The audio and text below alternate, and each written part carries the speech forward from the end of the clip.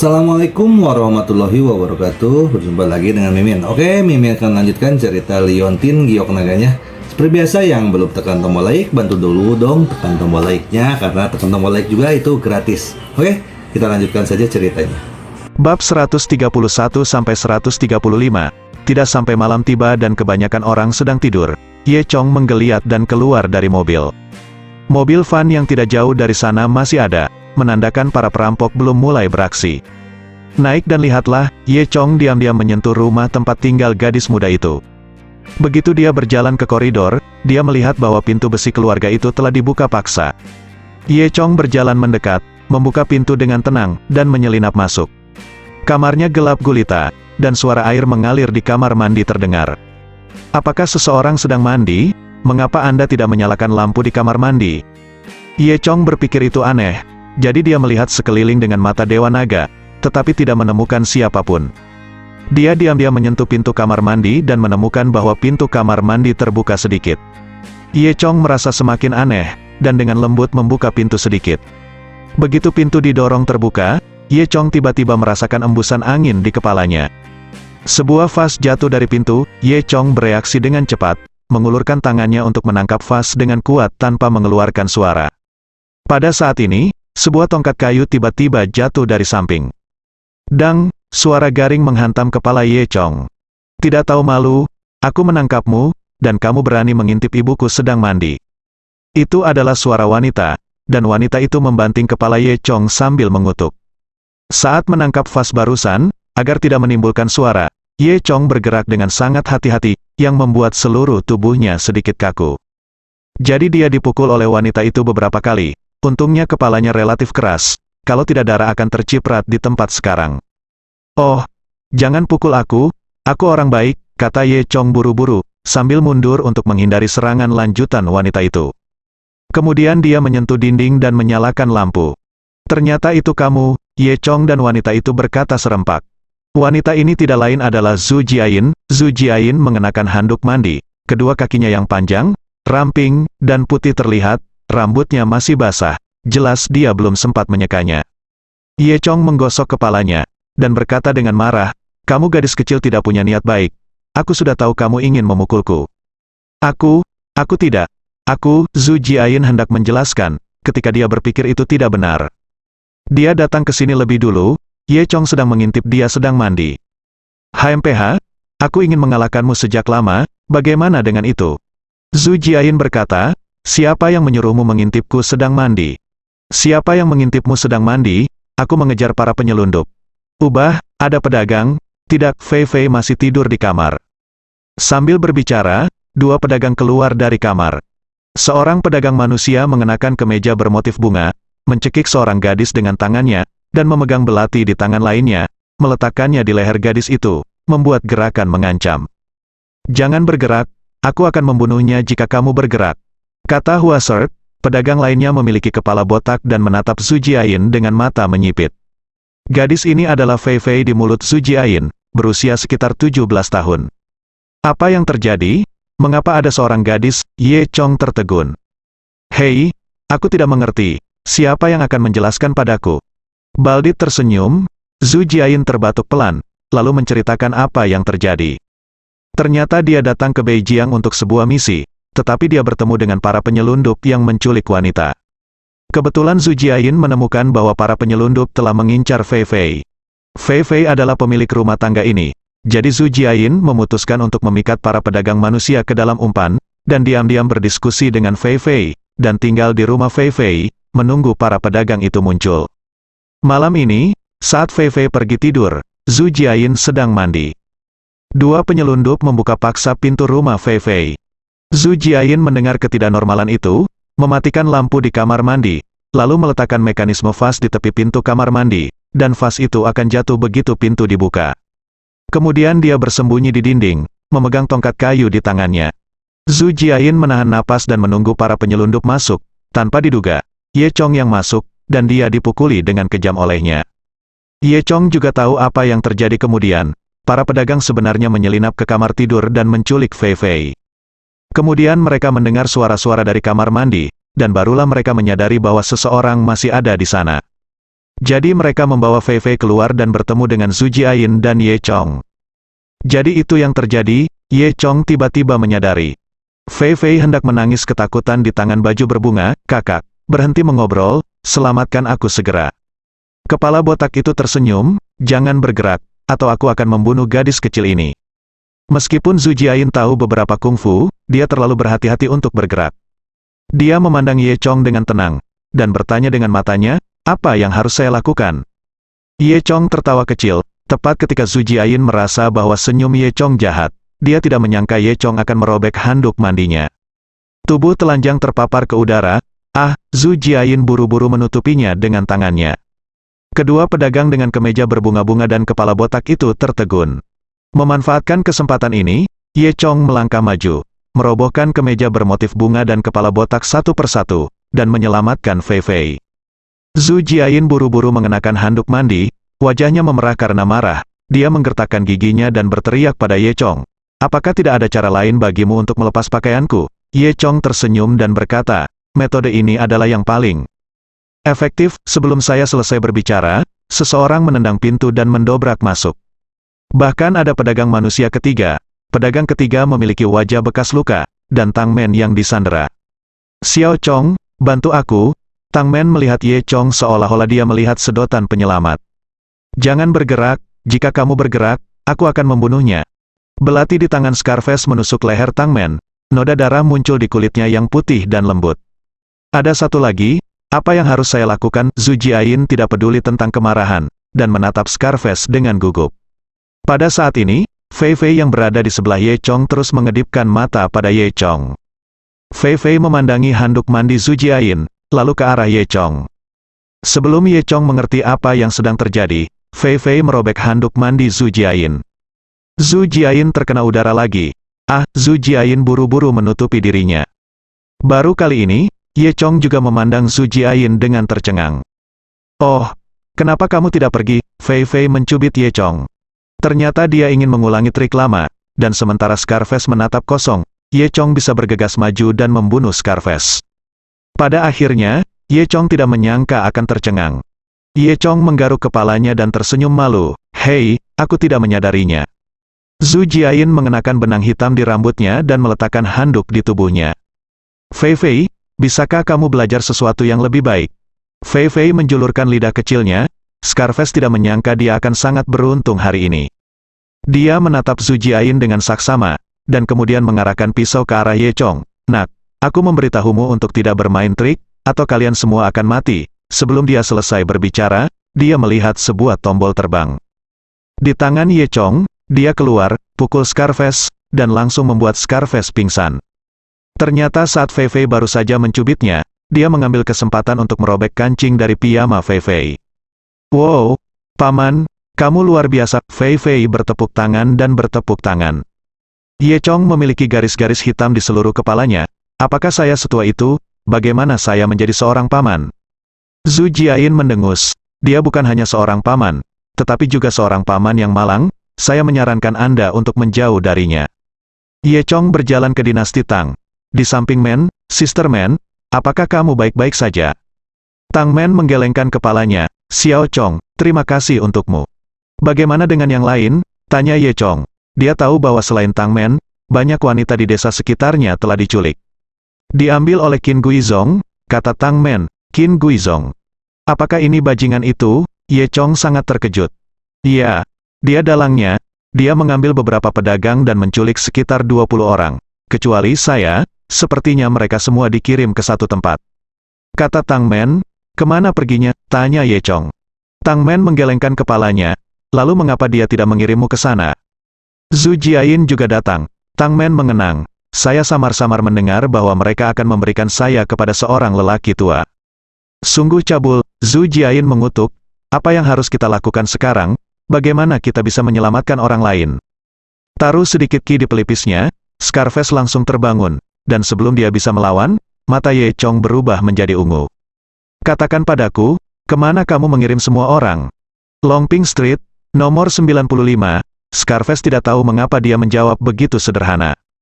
Bang, Ye Chong meninju Scarface lagi. Fei Fei, panggil polisi. Xiao Zhu, Tolong berbalik dan kirim Sister Man kembali ke desa kami. Aku akan pergi menyelamatkan yang lain sekarang. Ye Chong mengatur, tolong panggil saya Jiayin, atau Xiao Yin, tapi jangan panggil saya Xiao Zhu. Kata Zhu Jiayin dengan marah, oke, Xiao Zhu, tidak masalah, Xiao Zhu. Wajah Zhu Jiayin gelap, setelah mengikat ketiga penyelundup itu, Ye Chong hendak pergi. Zhu Jiayin mengirimnya ke pintu, kamu harus berhati-hati. Ngomong-ngomong, misi apa kamu di sini kali ini? Tanya Ye Chong.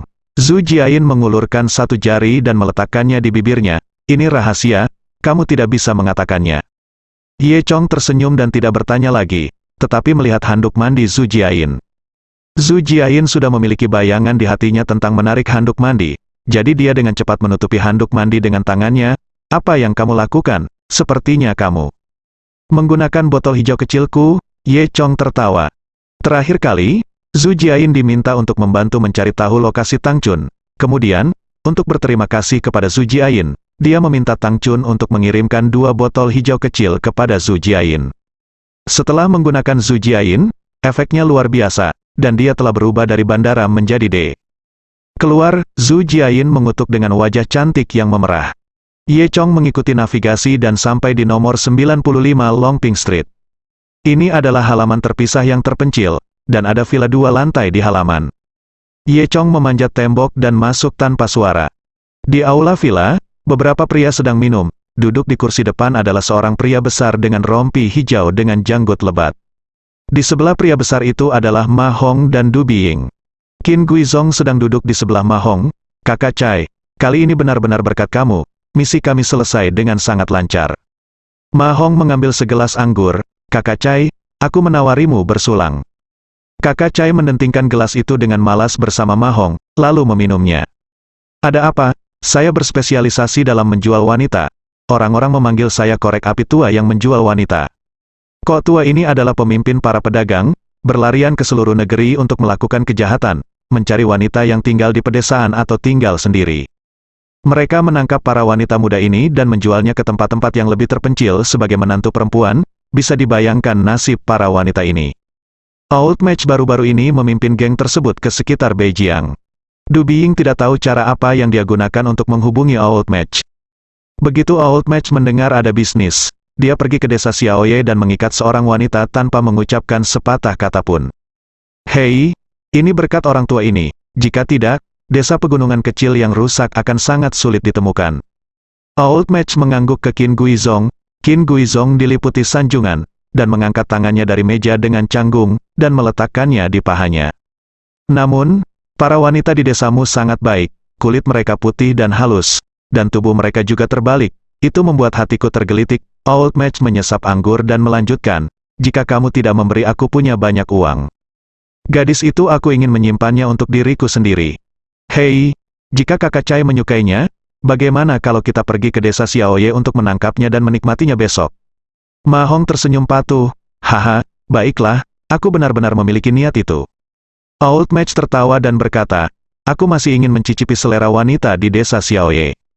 Ma Hong dan Du Biying tertawa bersama Old Match.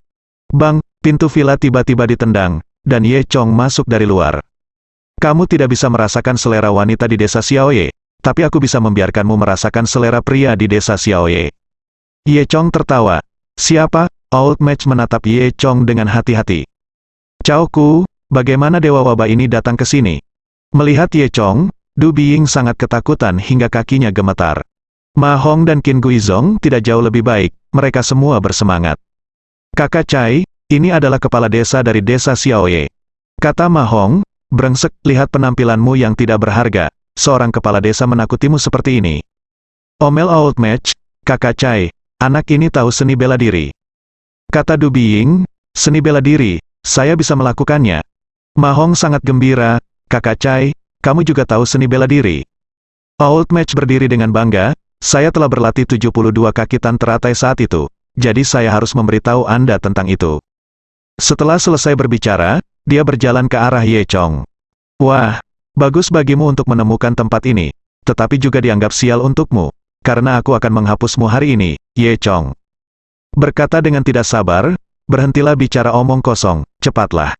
Old Match adalah marah, merajalela, begitu dia selesai berbicara, dia menendang ke arah pintu depan Ye Chong. Bang, Ye Chong meninju perut Old Match dan menerbangkan Old Match. Korek api lama tidak berhenti sampai menabrak dinding, merobohkan retakan seperti sarang laba-laba di dinding beton putih. Aku Chow. Old Match hanya mengucapkan 3 kata, lalu mulutnya berbusa, kejang dan pingsan. Du Biying dan Ma Hong sama-sama tercengang, dan memandang Ye Chong dengan ngeri. Jangan, kakak Ye, jangan datang ke sini. Qin Guizong sangat ketakutan sehingga dia berjongkok di sudut tembok, gemetar dengan kepala di tangannya. Beri kamu 2 pilihan, panggil polisi sendiri, atau dipukuli sampai mati olehku. Panggil polisi, aku memilih untuk memanggil polisi. Kata Du Biying, dia tahu bahwa Ye Chong jauh lebih menakutkan daripada masuk penjara. Di mana tahanannya? Ye Chong bertanya. Ma Hong menunjuk ke ruang bawah tanah. Ye Chong berjalan ke pintu ruang bawah tanah dan menendang pintu hingga terbuka. Dia masuk, dan di dalamnya gelap gulita, dan samar-samar dia bisa mendengar sekelompok wanita menangis. Ye Chong menyentuh saklar, menyalakan lampu, dan menemukan selusin wanita muda diikat di sudut ruang bawah tanah. Jangan bunuh kami, tolong lepaskan kami. Para wanita menangis dan memohon. Ye Chong menunjukkan senyum yang menurutnya sangat baik. Jangan khawatir, semuanya, aku di sini untuk menyelamatkanmu. Kemudian, dia berjalan ke wanita terdekat dan membantunya melepaskan tali yang diikatkan di tubuhnya. Semua orang melihat bahwa Ye Chong benar-benar menyelamatkan nyawa, dan segera meminta bantuan.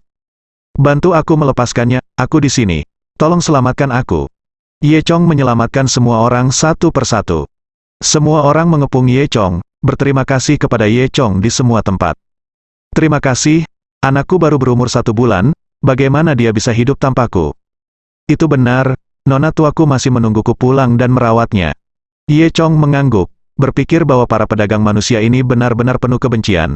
Setiap kali mereka menangkap seseorang, 1 atau bahkan 2 keluarga akan jatuh ke dalam rasa sakit yang tak berujung. Baiklah, terima kasih. Siapa namamu? Seorang gadis berair berjalan ke arah Ye Chong. Ye Chong menggaruk kepalanya. Namaku Ye Chong. Faktanya, kita semua adalah penduduk desa dari 10 mil dan 8 desa, jadi kamu tidak harus bersikap sopan. Gadis itu ingin mengatakan sesuatu, tetapi Ye Chong berhenti. Dia, baiklah, semuanya naik, polisi akan segera datang. Kata Ye Chong. Setelah itu, semua orang mengikuti Ye Chong kembali ke ruang tamu villa. Ye Chong mengikat korek api lama yang pingsan, Du Biying dan lainnya. Dia membawa Ma Hong sendirian. Ma Hong sangat ketakutan hingga dia hampir mengencingi celananya. Saudaraku, tolong selamatkan aku hanya seorang pengikut. Kemana kamu akan mengirim Tang Men? Tanya Ye Chong. Tang Men, Ma Hong tidak mengenali nama ini. Wanita yang kau tangkap di desa Xiaoye?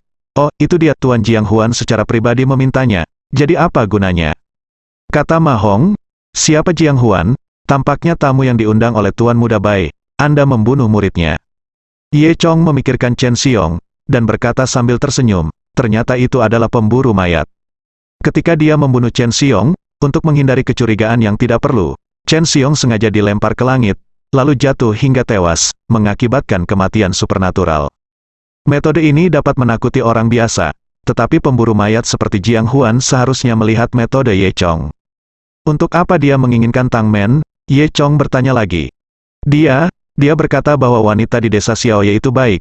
Apa yang paling cocok digunakan untuk pemurnian? Apa? Aku tidak mengerti. Sepertinya kata seperti kota Lianhua, yang digunakan untuk membunuhmu. Ma Makro menjawab. Ye Chong menduga bahwa Jiang Huan diam-diam berlatih beberapa formasi jahat. Namun, dia harus memperhatikan masalah ini, akan sangat sulit untuk berurusan dengan Chen Xiong sendirian. Jika Jiang Huan menyiapkan formasi untuk menghadapinya, itu akan menjadi lebih sulit. Untuk saat ini, satu-satunya cara adalah naik dan memberinya pukulan fatal sebelum Jiang Huan siap. Di mana Jiang Huan? Dia bertanya pada Ma Hong.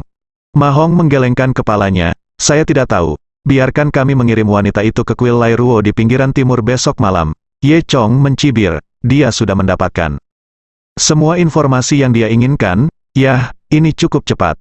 Setelah Ye Chong selesai berbicara, dia menghilang ke dalam kegelapan dalam sekejap. Beijiang, area Villa Huating Kota, keluarga Wu Baosheng ada di sini. Saat ini, Wu Baosheng sedang menatap putranya dengan cemas di tempat tidur. Seorang dokter parubaya sedang memberi putranya mengambil denyut nadi. Dokter parubaya itu tidak lain adalah ayah Lin Wan, Lin Yuhai. Putra Wu Baosheng, Wu Yiji, terbaring tak sadarkan diri di tempat tidur. Old Lin, bagaimana, apakah anakku, bisakah dia bangun? Wu Baosheng berkeringat cemas. Wu Yi tiba-tiba pingsan beberapa hari yang lalu, dan dia belum pulih sejak saat itu. Wu Baosheng menggeledah semua rumah sakit di kota, tetapi semua dokter tidak dapat berbuat apa-apa, karena hasil tes Wu Yiji sejalan dengan orang normal, sama, tidak ada yang abnormal. Wu Baosheng tidak punya pilihan, jadi dia mengundang Lin Yuhai, pemain nasional paling terkenal di kota. Lin Yuhai menggelengkan kepalanya, aneh, saya sudah berlatih kedokteran untuk 30 tahun, dan saya belum pernah melihat penyakit aneh semacam ini. Wu Baosheng duduk lumpuh di sofa ketika dia mendengar ini.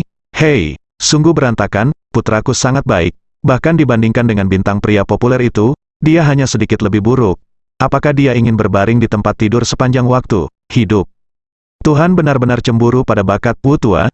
Jangan khawatir, tiba-tiba aku memikirkan seseorang yang mungkin bisa menyelamatkan putramu. Kata Lin Yuhai. Siapa itu? Itu kepala desa-desa Xiaoye. Orang ini sangat ahli dalam pengobatan, bahkan aku tidak sebaik dia. Tapi dia juga sangat aneh. Mungkin dia bisa menyembuhkan penyakit aneh ini, Lin Yuhai dikatakan. Ketika Wu Baosheng mendengar istilah kepala desa, dia sedikit menghina. Tetapi Lin Yuhai mengakui bahwa keahliannya lebih rendah dari yang lain, yang membuat Wu Baosheng memandang kepala desa ini secara berbeda. Tahukah Anda, Lin Yuhai adalah pemain nasional paling terkenal di kota itu, dan semua orang yang memintanya ke dokter adalah pejabat tinggi. Jika saya bukan teman lama Lin Yuhai, mungkin saya tidak akan bisa mengundang Lin Yuhai, dewa yang hebat. Kepala desa ini, di mana dia sekarang? Lin Yuhai mengeluarkan teleponnya. Jangan khawatir, aku akan menelponnya. Saat ini, Ye Chong sedang berada di kantor Tang Chun.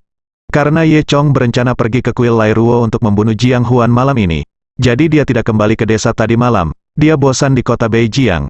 Jadi dia pergi ke tempat Tang Chun. Dia memijat Tang Chun lagi. Tang Chun sibuk dengan dekorasi salon kecantikan baru akhir-akhir ini, dan sangat lelah sehingga dia merasa jauh lebih nyaman setelah dipijat oleh Ye Chong. Mereka sedang membicarakan botol hitam kecil ketika telepon Ye Chong tiba-tiba berdering. Itu adalah panggilan Lin Yuhai. Apa? Di mana Beijiang? Hebat, menantu yang baik. Bisakah kamu datang ke sini? Aku punya pasien yang sulit. Oke, beritahu aku alamatnya, dan aku akan ke sana. Sebentar lagi, Ye Chong setuju dengan sepenuh hati. Kalau begitu aku akan menunggumu datang. Lin Yuhai menutup telepon. Suaranya yang keras sangat jelas di telepon, bahkan Tang Chun bisa mendengarnya dengan jelas. Menantu yang baik, Tang Chun memandang Ye Chong dengan curiga. Kamu, apakah kamu sudah menikah? Ye Chong dengan cepat melambaikan tangannya. Tidak, tidak. Kemudian dia memberitahu Tang Chun tentang berpura-pura menjadi pacar Lin Wan. Oh, jadi itu yang terjadi? Tang Chun mengangguk. Ye Chong memandang Tang Chun sambil menyeringai, mengapa kamu begitu gugup sekarang? Bahkan jika aku menikah, apa bedanya bagimu? Mungkinkah kamu menyukaiku? Tang Chun tersipu, siapa yang suka kamu? Aku takut gadis seseorang akan ditipu olehmu, jadi aku khawatir tentang dia. Yo, jadi kamu sangat bersaudara. Ye Chong tersenyum. Agar tidak menyakiti gadis lain, kenapa tidak kamu mengorbankan dirimu dan menikahinya? Aku. Tang Chun mengangkat kepalan tangan bedaknya dan berkata, keluar. Ye Chong sudah melarikan diri dengan senyum di wajahnya. Dia meninggalkan salon kecantikan dan mengendarai Land Rover sampai ke area villa kota Huating. Penjaga keamanan di gerbang melihat Ye Chong mengendarai mobil mewah, dan membiarkan Ye Chong masuk tanpa bertanya. Di sisi lain, Lin Yuhai dan Wu Baosheng sedang menunggu di depan pintu. Old Lin, kenapa dia belum datang? Tanya Wu Baosheng. Tunggu sebentar lagi, itu harus segera.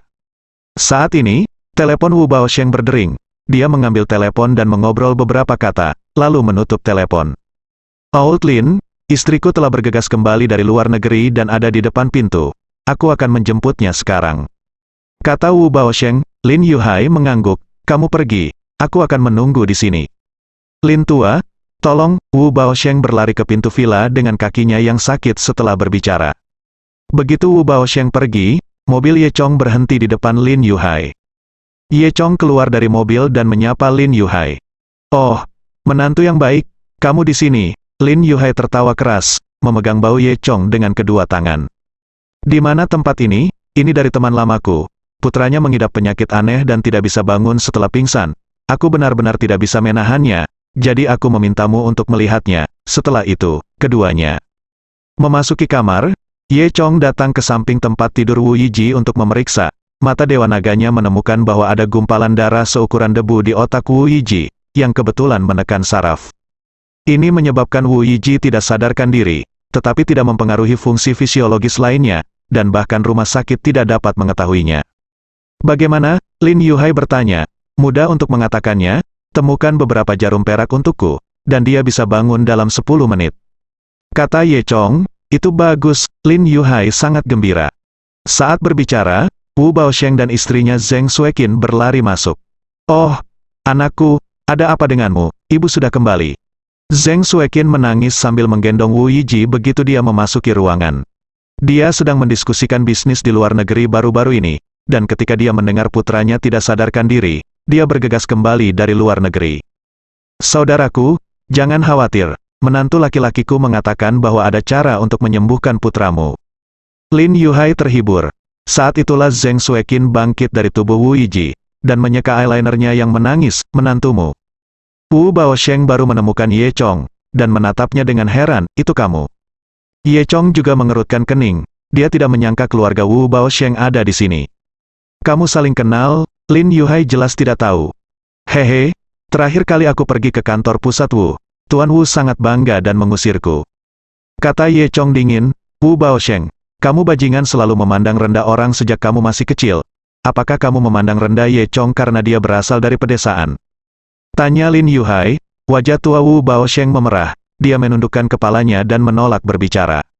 Wu tua, bajingan. Zheng Sueqin melemparkan tas kun di tangannya ke wajah Wu Baosheng. Kemudian dia berjalan ke Ye Chong dan menatap Ye Chong dengan mata merah dan bengkak. Tolong selamatkan anakku, tidak peduli apa kondisinya, aku akan setuju denganmu. Zheng Sueqin tahu reputasi Lin Yuhai, karena Lin Yuhai mengatakan itu bisa disembuhkan, itu harus disembuhkan. Ye Chong mendengus dingin dan tidak mengatakan apa-apa. Lin Yuhai melirik Wu Baosheng, dan menemukan bahwa yang terakhir masih menundukkan kepalanya, tidak menunjukkan tanda sama sekali. Tanpa sadar, dia sangat marah. Wu Baosheng, aku usil hari ini, katakan selamat tinggal. Jangan pergi, jangan pergi. Zheng Sueqin buru-buru menghentikan mereka berdua. Dia menendang Wu Baosheng, bajingan tua, apa yang kamu bicarakan? Apakah kamu benar-benar ingin putra kita mati? Kemudian Wu Baosheng tersipu, maaf, saya salah sebelumnya, saya memiliki sikap buruk, tolong bantu saya nak, aku berjanji padamu syarat apapun. Dia sengaja menekankan kata syarat. Lin Yuhai mengambil kesempatan untuk menyerahkan jarum perak kepada Ye Chong, menantu yang baik, kamu bisa membantunya mengobatinya. Ye Chong kemudian mengambil jarum perak itu, lagi pula, Wu Baosheng tidak membuat kesalahan besar, dia hanya mendengarkan fitnah Bao Su, dan Ye Chong bukanlah tipe orang yang memiliki perut kecil, karena Wu Baosheng sudah meminta maaf, dia tidak perlu mengejar itu lebih jauh. Ye Chong berjalan ke arah Wu Yiji, lalu memutar 3 jarum perak dan menusuk otak pasien. Melihat teknik Ye Chong, Lin Yuhai diam-diam terkejut, dia tahu bahwa sebagian besar teknik akupuntur telah diwariskan, dan setiap sekolah dan sekolah berbeda, dan setiap praktisi pengobatan Tiongkok memiliki tekniknya sendiri. Tapi aku belum pernah melihat seseorang yang begitu bebas seperti Ye Chong. Dan itu adalah tempat kunci seperti kepala. Apakah itu terlalu kekanak-kanakan? Jika dia belum pernah melihat keterampilan medis Ye Chong sebelumnya, dia tidak bisa menahan diri untuk menghentikan perilaku sembrono Ye Chong. Ye Chong menusukkan 3 jarum ke otak Wu Yiji, membentuk bentuk segitiga. Kemudian dia diam-diam memindahkan energi aslinya dan menjentikkan salah satu jarum dengan ringan. Bas, seluruh jarum bergetar, dan pada saat yang sama 2 jarum lainnya beresonansi, dan ketiga jarum itu berdengung dan mengayun tanpa henti. Otak Wu Yiji juga bergetar, dan beberapa detik kemudian, darah seukuran debu yang menekan otaknya tersebar, berubah menjadi kabut darah yang tak terhitung jumlahnya dan mengalir ke pembuluh darah. Wu Yiji tiba-tiba membuka matanya. Nak, kamu sudah bangun. Zheng Sueqin sangat bersemangat, dengan ayunan lengan Ye Chong, dia mengeluarkan ketiga jarum peraknya. Ada apa denganku? Wu Yiji menggaruk kepalanya, tidak tahu kenapa. Oh, betapa ajaibnya dokter, saya benar-benar tidak tahu bagaimana harus berterima kasih. Zheng Sueqin sangat bersemangat sehingga dia ingin berlutut di depan Ye Chong. Ye Chong buru-buru mendukungnya, Wu tua, kamu melihatnya, kamu percaya kali ini. Kata Lin Yuhai sambil tersenyum. Wu Baosheng tersipu, saya akui bahwa keterampilan medis Anda luar biasa, Anda menyelamatkan putra saya. Anda dapat berterima kasih sebanyak yang Anda inginkan, tetapi saya tidak dapat menjanjikan apa yang Anda katakan sebelumnya. Kesal, Wu Baosheng, kenapa kamu tidak punya otak? Apa yang kamu tolak? Apakah kekurangan uang atau apa? Zheng Sueqin juga marah, Tuan Ye memiliki sesuatu untuk diminta. Jadi cepatlah dan lakukan. Jangan mengudara di sini. Wajah tua Wu Baosheng memerah, bahkan kulit di lehernya merah. Aku benar-benar tidak bisa melakukan ini. Menantu yang baik, ada apa? Lin Yuhai bertanya. Ya, Tuan Ye, silakan beritahu saya jika Anda membutuhkannya. Jika bajingan tua ini tidak mau melakukannya untuk Anda, saya akan melakukannya untuk Anda. Kata Zheng Sueqin. Ye Chong tersenyum, saya hanya ingin menghubungkan desa Xiaoye ke internet. Itu dia. Zheng Sueqin marah dan mendorong Wu Baosheng, kamu masih menolak untuk melakukan ini? Apakah kamu sudah gila? Air. Wu Baosheng berkata, jika semudah itu, aku akan melakukannya. Wu tua, apa yang terjadi? Lin Yuhai bertanya lagi. Dia tidak sebaik yang Anda pikirkan. Dia bekerja sama dengan perusahaan kami karena dia ingin melakukan proyek ampas tahu, dan kemudian mendapat untung besar dari mereka. Menggelapkan uang orang biasa, Wu Baosheng mencibir. Lin Yuhai terkejut, lalu menoleh untuk melihat Ye Chong, menantu. Apakah kamu benar-benar ingin melakukan ini? Ini terlalu jahat, Wu Baosheng melanjutkan, jadi saya pasti tidak akan melakukan hal seperti itu. Baru saat itulah Ye Chong mencibir, saya pikir pasti Baosu yang memberitahu Anda. Benar, kamu menyuap Baosu lebih dulu, tapi Baosu menolakmu, dan kamu langsung mendatangiku lagi, bukan? Wu Baosheng bertanya, itu kentut, saya menghabiskan uang saya sendiri untuk menghubungkan desa ke internet. Mungkinkah saya masih menggelapkan uang saya sendiri? Kata Ye Chong, apa? Anda menghabiskan uang Anda sendiri? Wu Baosheng sangat terkejut, bukankah para petinggi menginvestasikan uang? Meskipun Zhou Yutong telah mengajukan permohonan, untuk tempat yang relatif terpencil dan miskin seperti desa Xiaoye, itu jelas bukan objek pertimbangan pertama, jadi mungkin butuh waktu lama untuk menunggu uang dialokasikan, kecuali Ye Chong dia pergi ke keluarga Lu untuk meminta bantuan, dan dia tidak ingin berhutang budi. Jadi dia lebih suka membayar uangnya sendiri, bagaimanapun, kilang. Anggur dan perkebunan selalu menerima banyak uang, jadi memang begitu dianggap sebagai kembali ke penduduk desa. Ye Chong menempatkan saya berbagi pemikiran saya dengan Wu Baosheng. Wu Baosheng tidak dapat mempercayainya, Anda tahu bahwa biaya untuk menghubungkan serat optik dari desa Anda mungkin berharga 5 juta, dia tidak percaya bahwa Ye Chong, seorang kepala desa, dapat memiliki begitu banyak uang. Hei, Wu tua, kamu tidak tahu itu, anggur Dakiang diproduksi oleh menantu laki-lakiku yang baik, kata Lin Yuhai. Apa? Mata Wu Baosheng membelalak. Dakiang liquor sudah beredar lebih dari 2 bulan, dan sudah menjadi produk wine kesehatan yang terkenal. Lebih sulit lagi menemukan botol di pasar, dan 80.000 botol telah terjual di pasar gelap. Baru pada saat itulah Wu Baosheng menyadari betapa luar biasa Ye Chong, dan dia tidak bisa tidak memandang kepala desa kecil itu secara berbeda. Tapi kenapa Baosu berkata, Ye Chong tersenyum, lalu dia menjelaskan konfliknya dengan Baosu. Wu Baosheng sangat marah setelah mendengar ini, besok aku akan memecat bajingan ini. Haha, ternyata itu salah paham, Wu tua, kamu salah menyalahkan orang baik. Lin Yuhai tertawa, kamu sangat kuno, kata Zheng Sueqin. Wu Baosheng berjalan ke Ye Chong dengan malu, Tuan Ye, saya sangat menyesal telah terjadi kesalahpahaman seperti itu. Ye Chong tersenyum, bukan apa-apa, tapi saya menghargai integritas Anda, dan saya lega mempercayakan proyek ini kepada kamu. Wu Baosheng mengangguk, Tuan Ye, jangan khawatir, saya akan menyerahkan koneksi serat optik di desa Anda kepada saya, dan saya tidak akan menagih Anda. Ini tidak baik, Ye Chong menggaruknya kepala. Ada apa? Tuan Ye menyelamatkan anakku, bahkan jika itu membuatku bangkrut, aku akan berterima kasih padamu. Kata Wu Baosheng, Tuan Ye, jika Anda tidak keberatan, tetaplah di sini untuk makan malam. Zheng Sueqin mengundang. Ye Chong melambaikan tangannya, tidak, ada yang harus kulakukan malam ini, jadi aku tidak akan mengganggumu.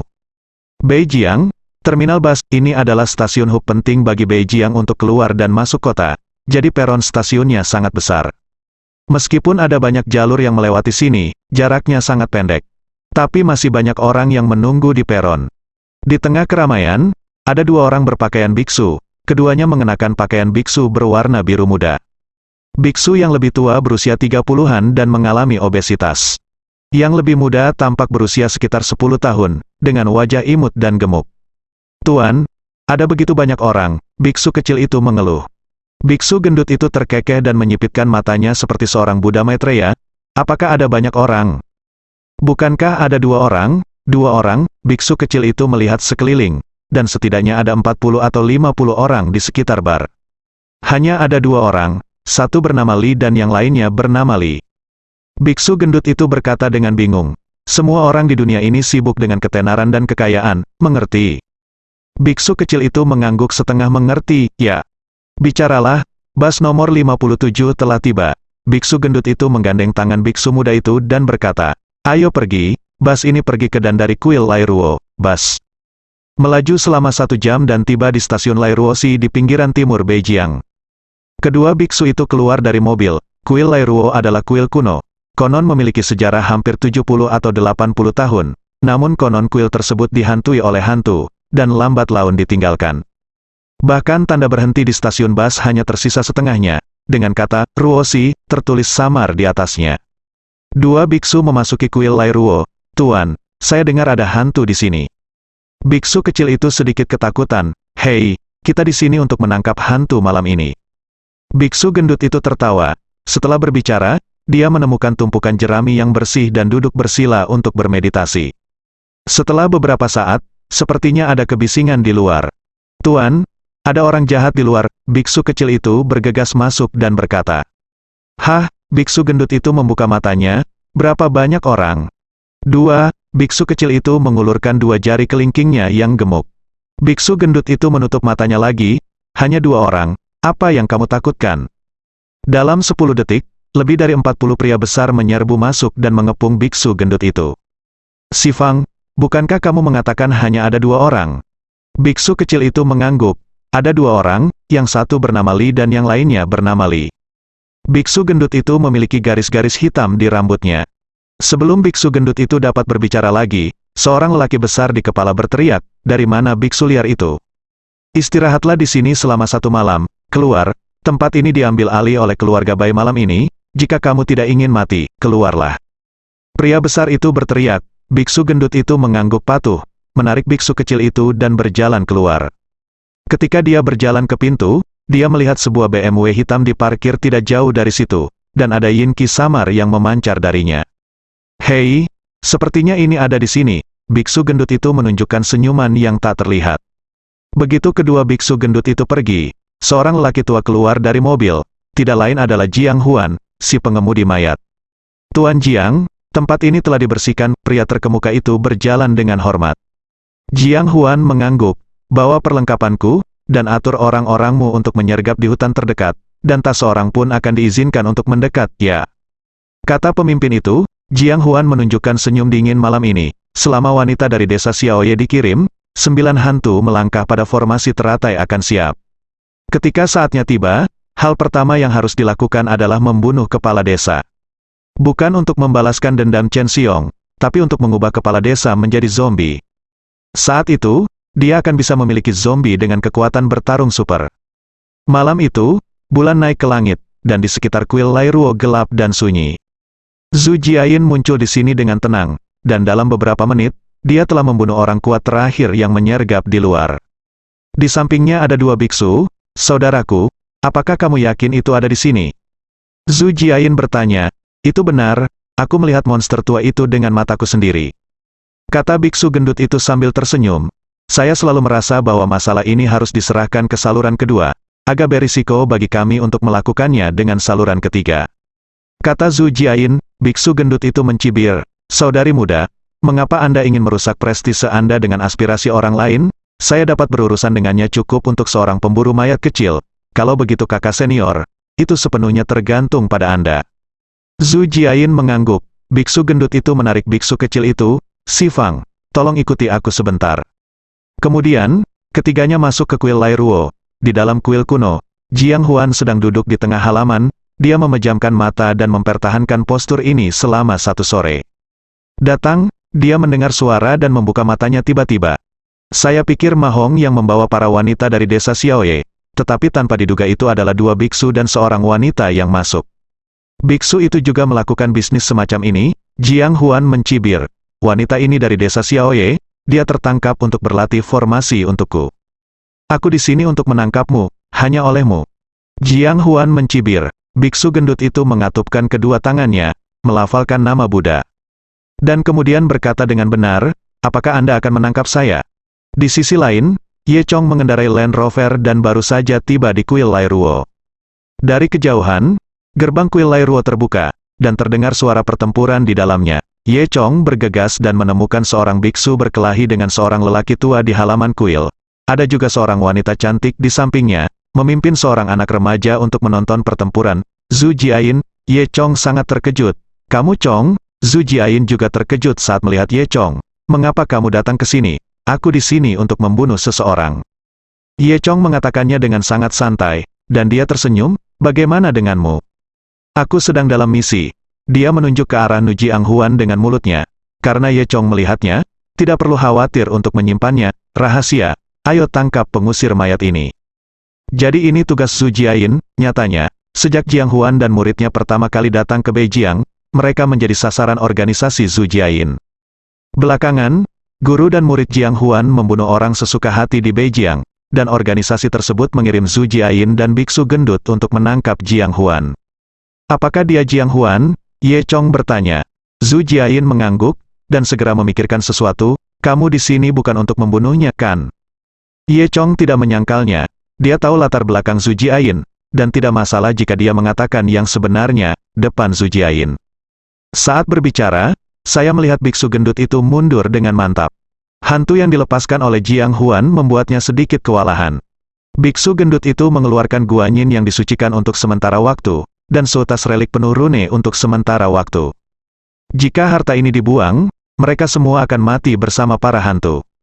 Tapi hantu di tangan Jiang Huan sepertinya tidak ada habisnya, dan kekayaan biksu gendut itu habis, dan masih ada hantu yang terbang ke arahnya dari sisi Jiang Huan. Saudari muda, ambil si Fang dan cepat pergi. Pengusir mayat ini terlalu terampil, dan aku bukan tandingannya. Biksu gendut itu meraung dengan mata merah dan menggertakkan giginya. Zhu Jiayin menatap Ye Chong dengan cemas. Ye Chong, apa yang harus aku lakukan? Tolong selamatkan adikku, bersambung.